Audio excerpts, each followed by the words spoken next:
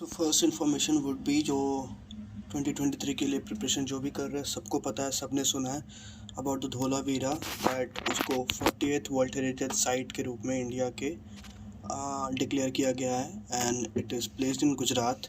उसमें से एक क्वेश्चन है कि वो फर्स्ट साइट नहीं है आईवीसी की, but yes it is the first site of IVC belonging to India. Okay, so water world heritage site कैसे वो डिक्लेयर होते हैं, वो सारी चीज़ों का इन्फॉर्मेशन हमें पता होना चाहिए। Secondly, India is having 32 cultural sites, 7 natural sites and 1 mix site. Okay, other than that Dholavira से पहले we had Ramappa temple which is also called Rudreshwar temple and 1213 में काकतीय रूलर्स के द्वारा इसे बनाया गया था। It is dedicated to Shivji and is placed in Telangana.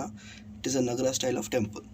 Other news is Karbi's Bay declaration that says कि we should be ready and we should prevent the damage caused by future pandemic. And Karbis is a place in the US and it also said that if we have access of vaccines or even if we don't have access of vaccines, we'll provide vaccines to the poor nations. Next one is MCA 21.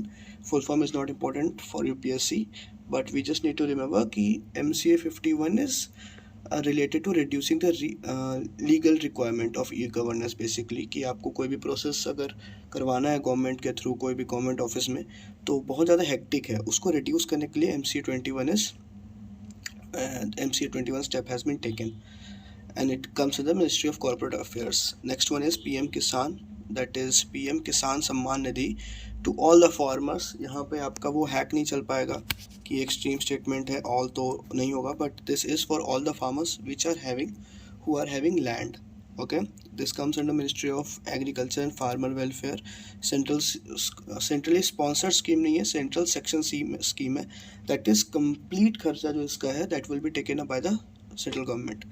Another one is GST compensation जो था वो 2017 से 2022 तक के लिए था, but due to pandemic situations and other factors जो उसका डेट है वो March 31, 2026 तक एक्सटेंड कर दिया गया है।